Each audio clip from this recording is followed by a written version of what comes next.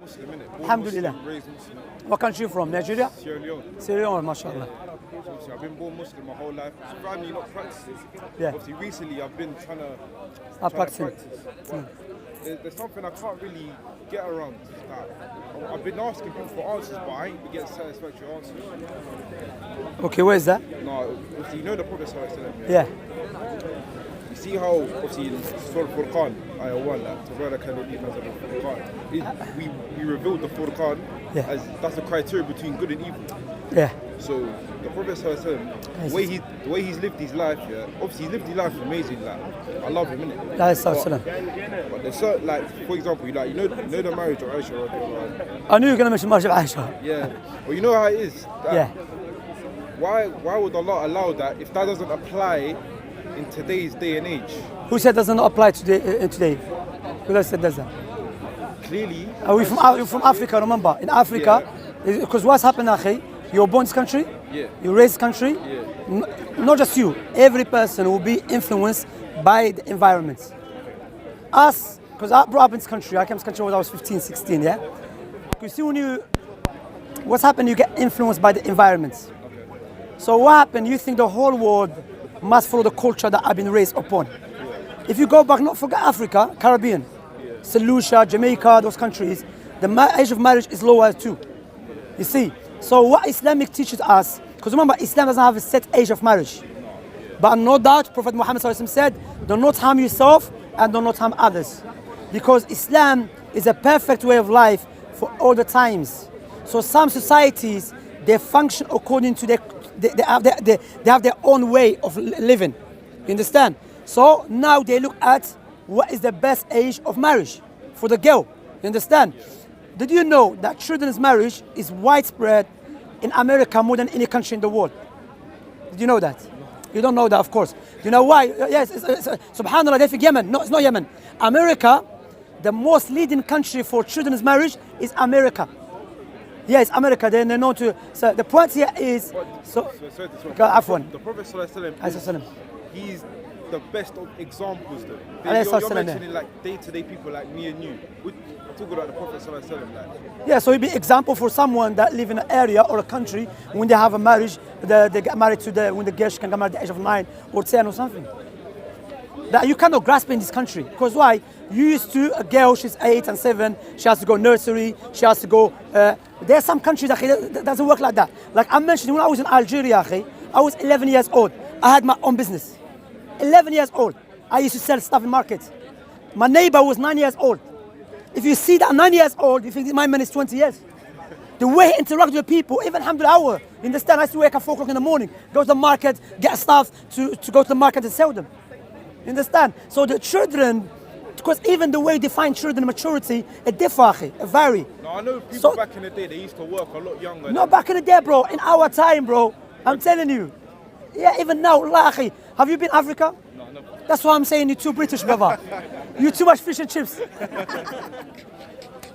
Go, akhi, wallahi, you understand what I'm saying, akhi. Go to, you have to explore the world, akhi. So when you explore the world and you see how people live, and you see that every culture has a way to get married, then you think, you know what? Islam is a perfect way of life. Islam is not British law, like 16. Because, okay, now, forget about just Africa. In Europe, in Italy and France, the age of marriage, after the parents' permission, 14 years old. According to Britain, that is pedophilia. In America, in some states, 13. In Japan, 21. I'm not saying the Prophet No. I'm just establishing a point, my brother.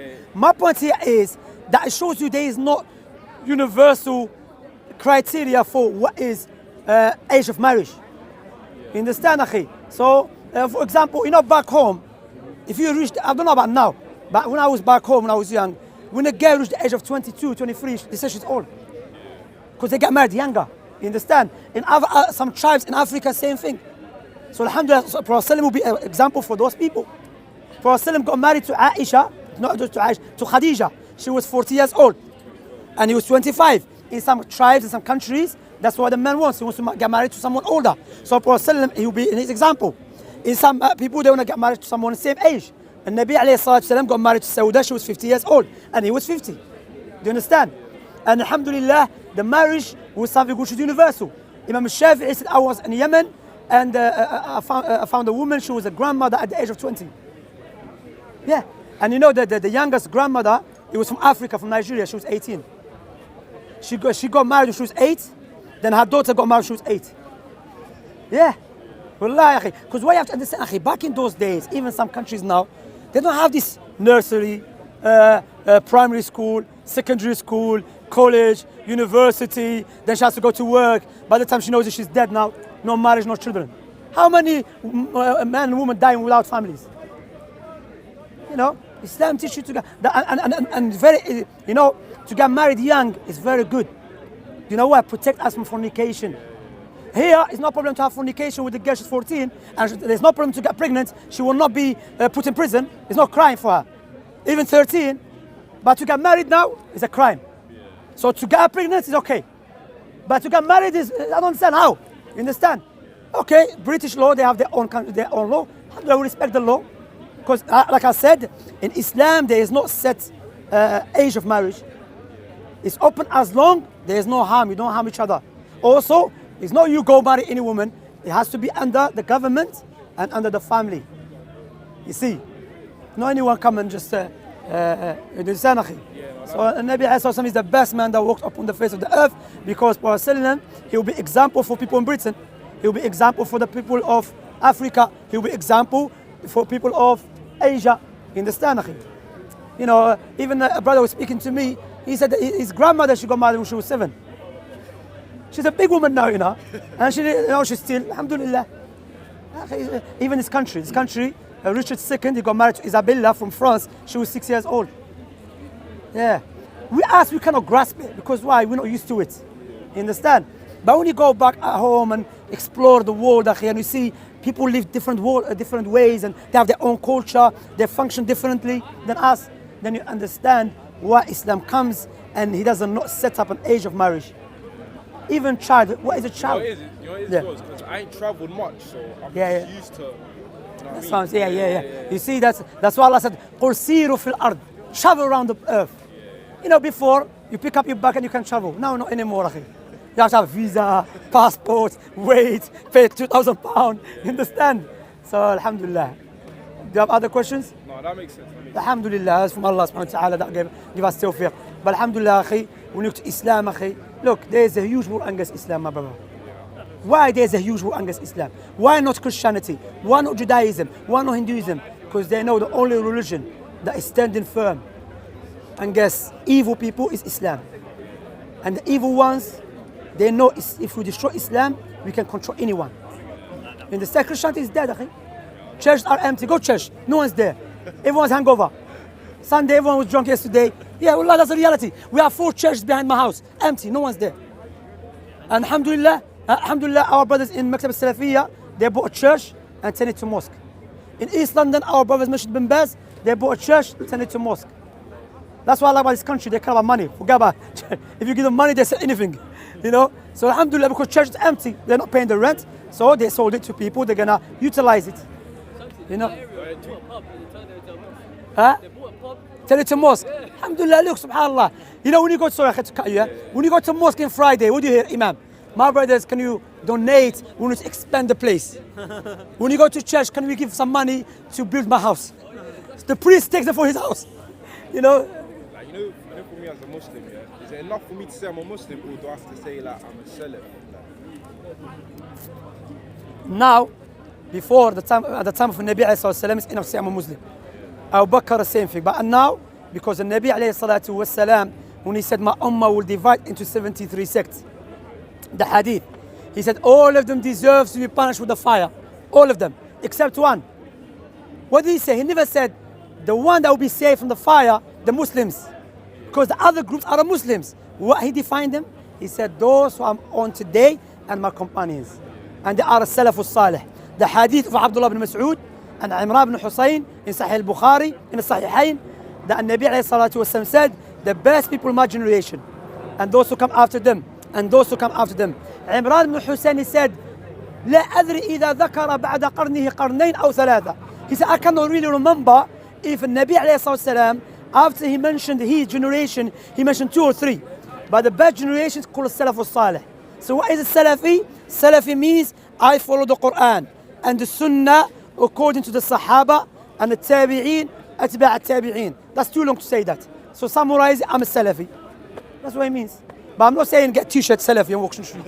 You understand, akhi? No. When it's needed. You have to class yourself as that. It's needed, yes. Some ulama mention it's needed to clarify yourself. And there's no, rather, as Ibn Taymiyyah mentioned in his fatwa, it's compulsory to accept someone says, I'm a Salafi. Because the term Salafi is terminological, which is legislative terminological. That have been used by Imam Abu Hanifa before, Imam Ahmed, Ibn Sanakhi. But we cannot say I'm a Salafi and you have no clue about Salafiyah. Like we don't want to be like our brother Ali Dawah. He claims to be Salafi, but he has no clue what is Salafiyah. No, learn what is Salafiyah. How to learn Salafiyah? By reading the books of the Salaf.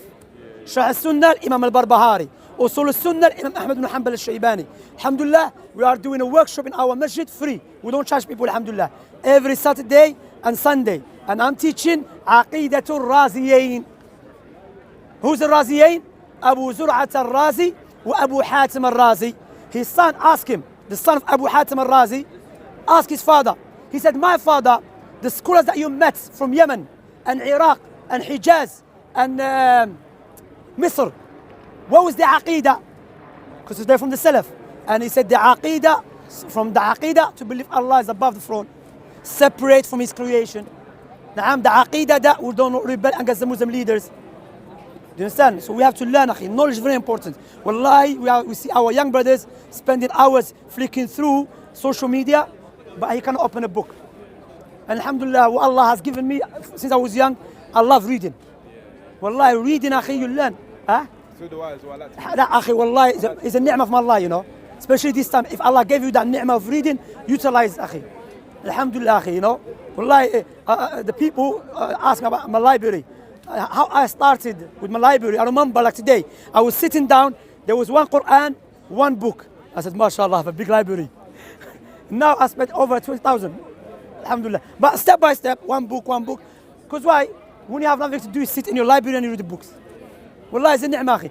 Rather, Al-Andalus, the people of Andalus, the Muslim Andalus, they were known to have every, حتى لو كان عامي, even if the person's a layman, he has a library at home.